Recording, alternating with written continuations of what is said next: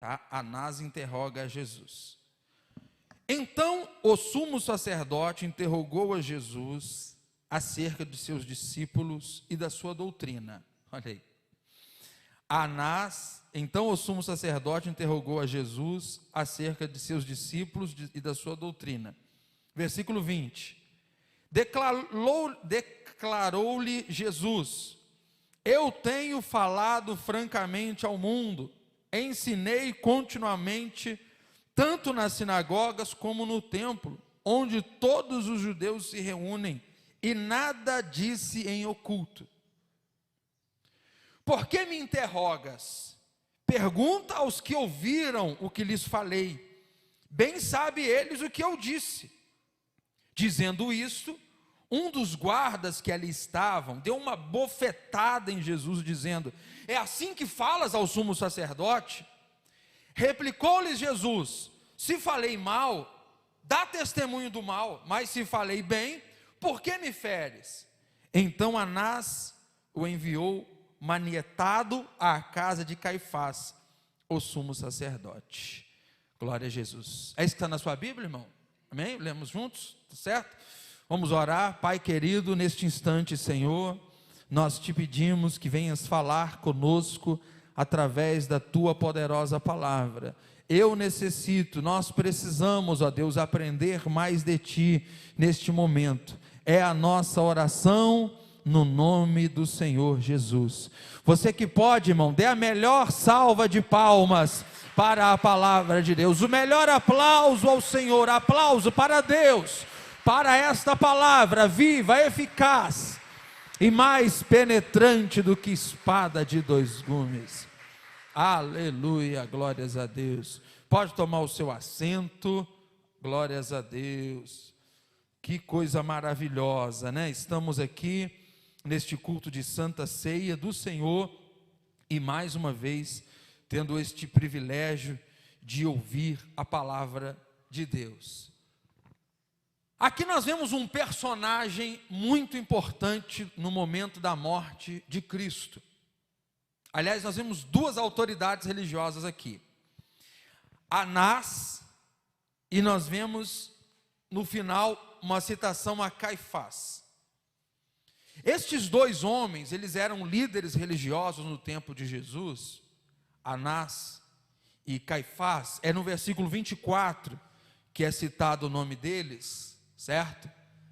Essa interrogação que você leu aí, este inquirimento a Jesus, foi feito por Anás.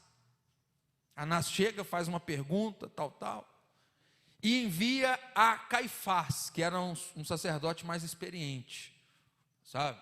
Político, um homem que tinha liderança religiosa da época, e naquela época, liderança religiosa e política se confundiam muito, né? Aliás, até há pouco tempo atrás, inclusive a reforma protestante que aconteceu ali nos anos 1500, a partir de 1517, né?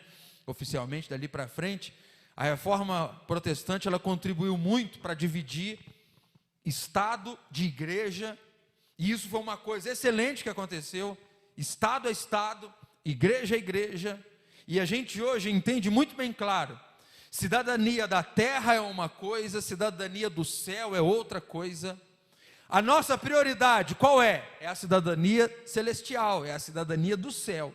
E se sobrar alguma coisa, cidadania da terra. Aí é nessa divisão é que Jesus disse, Mateus capítulo 6, buscai primeiro o reino de Deus e a sua justiça, e as demais coisas vos serão acrescentadas. Então o primeiro é o reino dos céus, ou seja, primeiro é a cidadania dos céus, primeiro é o reino de Deus, depois as coisas dessa terra. Primeiro é a nossa cidadania celestial, depois a gente se preocupa com as coisas daqui. Mas no tempo de Jesus, ainda isso era muito confuso, ainda mais para o povo de Israel. O povo de Israel, eles viviam, né, naquele regime onde as leis, elas eram as leis de Moisés, a lei que Moisés deu, portanto a lei que Deus havia dado através de Moisés ao povo. Então a mesma lei que Deus deu a Moisés, servia para o povo em todas as áreas, na vida espiritual, era a lei que regia questões civis, leis cerimoniais, tudo dada por Deus a Moisés, e Deus transferiu ao povo. O povo de Israel não votava leis. Eu disse aqui agora há pouco que a igreja não é uma democracia, a igreja é teocracia. Nós não podemos reunir, por exemplo, para falar assim: olha, irmão, vamos votar aqui, a partir de hoje adultério não é mais pecado. Quem concorda? A maioria votou, então está ok. Isso não existe na igreja, certo? Deus deixou uma lei aos homens, Deus deu uma lei à igreja, e a gente segue essa lei, nós obedecemos a palavra do Senhor. Cadê o seu livro da lei aí, irmãos? Aqui está a lei do Senhor, para nós meditarmos de dia e de noite. Cidadania celestial, o reino de Deus implantado aqui nessa terra, na minha e na sua vida. Mas nos tempos de Anás, nos tempos de Caifás, e aliás até pouco tempo eu já disse aqui, 1500 e tanto, reforma protestante, se confundia muito essas coisas. Jesus, na visão das pessoas daquela época, Jesus foi um transgressor da lei, para a visão religiosa daqueles dias. Tanto é que qual foi a acusação maior? Sabe a gota d'água que precisa para transbordar o balde? Pois é, qual foi essa gota d'água que transbordou o balde? Eles interpretaram uma palavra que Jesus disse como blasfêmia. Olha aí, está blasfemando contra Deus. A gente precisa do que mais? Olha só o que Jesus está falando. Ele está se fazendo Deus, está se fazendo filho de Deus. Olha só, ele está dizendo que veio do céu. Que é isso? A mãe dele é a Maria, né? E tal, esse homem é lá de Nazaré. Que conversa é essa? Etc. E ali foi tido, as palavras de Jesus foram tidas como blasfêmia. A gota que faltava para o balde transbordar. E aí prenderam Jesus e o sentenciaram à morte. E precisaram do governo romano, porque o único que poderia sentenciar à morte era o governo político da época. E os judeus estavam sob o domínio de Roma. Os judeus não tinham naquele tempo autoridade para levar ninguém à morte, apenas os romanos que lideravam politicamente aquele povo. Então enviaram Jesus aos romanos e pediram, o próprio povo de Israel pediu que Jesus fosse morto, pediu a sentença de morte de Jesus.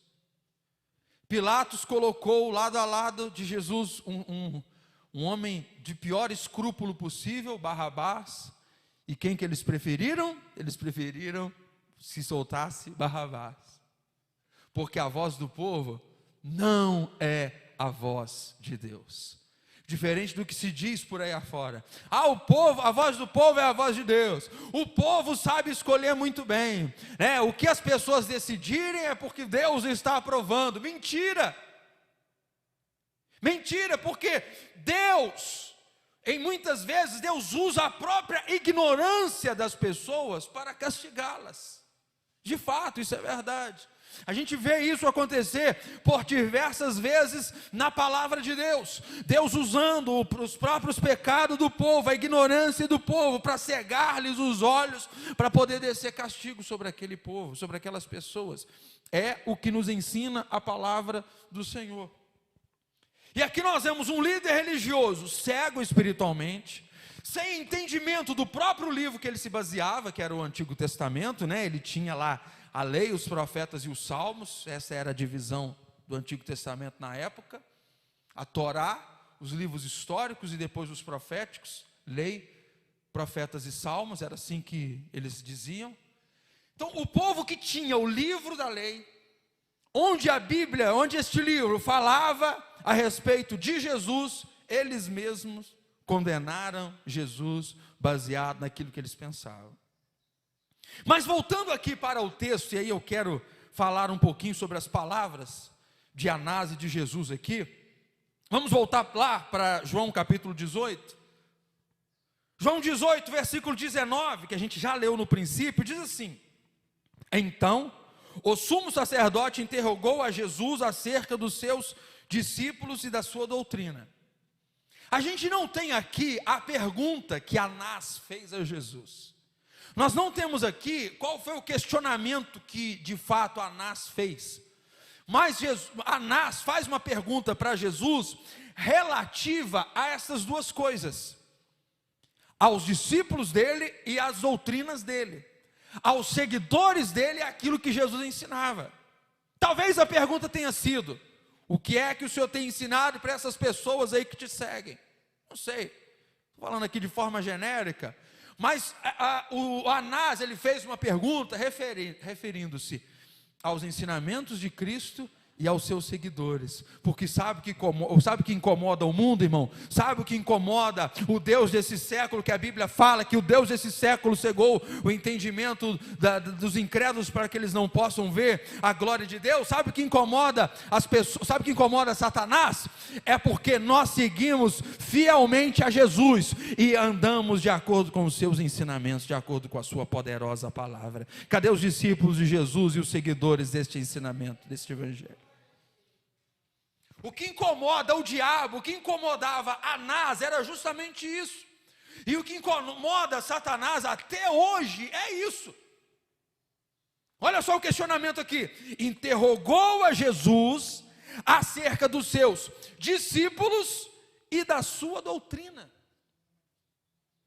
Ué, Jesus, o que o Senhor tem ensinando? O que o Senhor tem ensinado para essas pessoas?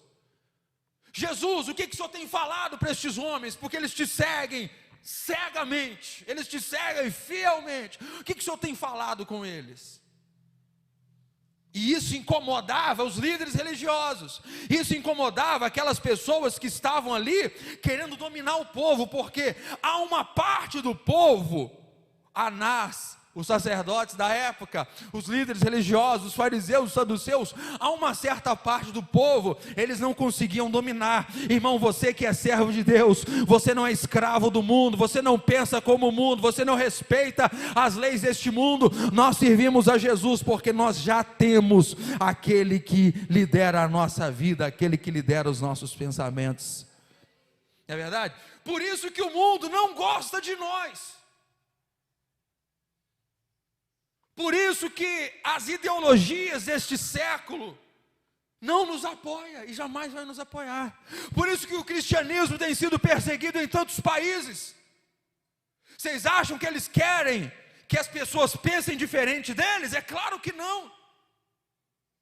E aí, obviamente, vão perseguir países comunistas, vão perseguir os cristãos. Acho que um cristão pode falar livremente, igual a gente está falando no Brasil, em países como China, Cuba, Venezuela e tantos outros lugares, a gente precisa ficar citando, né?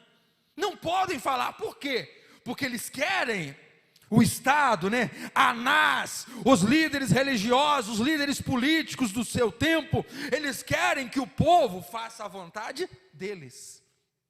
Agora, como nós não servimos ao Deus deste mundo, como nós servimos a Jesus, eles vão ficar irados conosco, irados com o Senhor, porque nós não servimos a eles, nós servimos a Deus. Amém ou não amém, gente? Nós servimos a Deus, e aí eles vão se irar contra nós. Lógico, nós não somos servos dele. Qual foi a resposta de Jesus a esta pergunta deles, ao que eles inquiriram, né, sobre os discípulos e a doutrina? Jesus diz o seguinte: eu tenho falado francamente ao mundo, ensinei continuamente, tanto nas sinagogas como no templo, onde todos os judeus se reúnem, e nada disse em oculto. Jesus falou assim: tudo que eu tenho ensinado, eu falo publicamente. Eu falo na sinagoga, ele deu dois exemplos, na sinagoga, no templo, onde os judeus se reúnem. Eu tenho ensinado lá. E em alguns momentos, Jesus ensinava na montanha. Aliás, um dos melhores discursos de Jesus, um dos mais comentados, né, um dos mais ensinados por nós, um dos mais chocantes, ele foi ensinado numa montanha, num monte. Não tem o sermão da montanha? Mateus 5, 6 e 7, 3 capítulos da Bíblia. Jesus sobe numa montanha e de lá ele ensina para a multidão. Ou a multidão estava na montanha, Jesus no barco, eu acho que foi assim, não foi? Que a Bíblia fala. E Jesus disse: olha, você quer saber o que eu ensino? Eu ensino publicamente, não é nada escondido, não. Pergunta o povo aí. E é isso que ele disse: por que me interrogas? Pergunta aos que ouviram, e eles vão falar. Bem sabes o que eu disse. Pergunta para eles. Porque eu não ensino, não é no pé do ouvido, não. Eu ensino publicamente. Eu ensino as pessoas nas ruas, nas praças, dentro da sinagoga, dentro do templo. Pergunta para eles o que eu ensino. Porque eles pensavam, irmão, que Jesus falava alguma coisa no pé do ouvido, em oculto, e aí eles, tipo assim, uma promessa escondida. Vem cá, André, deixa eu te falar um negocinho aqui. Ótimo, Jesus, quero te seguir. Não era nada em oculto, em secreto, no pé do ouvido, não. Mas é o que Anás e os políticos religiosos da época pensavam. Jesus deve prometer alguma coisa no pé do ouvido deles. Jesus deve falar alguma coisa em secreto que a multidão sabe e nós não sabemos. Jesus disse: não, eu não tenho falado, não é em secreto. O que um ouve, todo mundo tem direito de ouvir. Eu falo em público, eu falo aos ventos, eu falo dentro da sinagoga, eu falo para qualquer pessoa. Eles é que querem me seguir. Pergunte então eles o que eu tenho ensinado. Irmãos, a palavra de Deus, ela é aberta. Os que estão dentro do templo podem ouvir. Os que estão na internet, os que estão nas redes sociais podem ouvir. E a Bíblia diz: quem tem ouvidos, ouça o que o Espírito diz às igrejas. Então quem quiser que siga a palavra do Senhor, quem quiser que ande no caminho de Deus, esta é a verdade. E então qual é o conteúdo dessa doutrina que é pregada aos quatro ventos? Qual é o conteúdo desta doutrina que é pregado diante dos montes? Qual é o conteúdo desta doutrina que é dito aos discípulos dele? Qual é o conteúdo, gente? O conteúdo é amor, alegria, paz, benignidade, bondade, fé, mansidão, temperança. O amor de Deus é andar mais uma milha, é estender a mão para o próximo, é amar o próximo como a ti mesmo, é orar pelo outro, orar pelo que vos persegue. Este é o ensinamento de Jesus. Este é o ensinamento. Só que as pessoas, elas têm a oportunidade de seguir esse ensinamento ou não. As pessoas têm liberdade de ouvir ou não. Quando Jesus disse: pergunta às pessoas o que eu tenho ensinado, vai lá, grita aí fora o que eu ensino, pergunta a elas. Não tenho falado nada em oculto, não, pergunta. Quando Jesus responde assim ao sacerdote, ele leva uma bofetada na cara. É assim que diz o versículo 22. Dizendo ele isto, um dos guardas que ali estavam deu uma bofetada em Jesus, dizendo: é assim que falas ao sumo sacerdote? Tipo assim, né? Você não tem respeito com o sumo sacerdote, não? Cuidado com o jeito que você fala com esse homem. Tipo assim, esse homem é autoridade, você falando desse tipo com ele? Esse homem é autoridade, você está desrespeitando? E pá, deram um tapaço na cara de Jesus. Irmão, olha o que esse homem fez. Ele deu uma bofetada em Jesus. Ali seria uma das primeiras agressões físicas que Jesus sofreria. Foi essa aqui, tá? Jesus já tinha sofrido a traição de Judas, foi o primeiro golpe que deram em Jesus, foi um dos seus próprios, de dentro de casa, que fez isso. O próprio Judas, não foi? Pegou 30 moedas de prata e traiu. Depois daquilo, Pedro já tinha negado Jesus 3 vezes, durante a madrugada. E aqui, provavelmente, tá, gente? Provavelmente aqui não tinha nem amanhecido o dia ainda. Este relato que João nos conta, eu digo provavelmente, mas a tendência realmente é essa, é que isso aqui tenha ocorrido de madrugada. Jesus, ele é levado do monte, né, das Oliveiras, Jesus é levado de lá para o sumo sacerdote. No meio do caminho, Pedro nega Jesus, não foi? Enquanto Jesus estava indo, sendo conduzido ao sumo sacerdote Anás. Nesse caminho, Pedro negou Jesus 3 vezes. Então, muito provavelmente, esse aqui já era de madrugada, esse momento aqui. E aí, deram uma bofetada em Jesus. Uma das primeiras coisas que fizeram com ele, o que seria essa bofetada diante de tantas coisas que fizeram com o nosso mestre? Essa bofetada que deram em Jesus era apenas o princípio de tudo que fizeram com ele. Mais adiante, alguém liberou para que ele fosse castigado. Castiguem esse homem e depois o solte. Aí não aceitaram aquele castigo, antes de soltá-lo, falaram, não, vamos levar a Pilatos. Levaram a Pilatos, até que ele mandou ser crucificado. Mandaram que ele fosse crucificado, né? Inclusive a ordem cronológica que está na sua Bíblia, não sei se na sua Bíblia tem o título, mas na minha Bíblia o texto diz o seguinte, no versículo 15, você está com a Bíblia aberta? No versículo 15 o título fala assim, Pedro nega Jesus.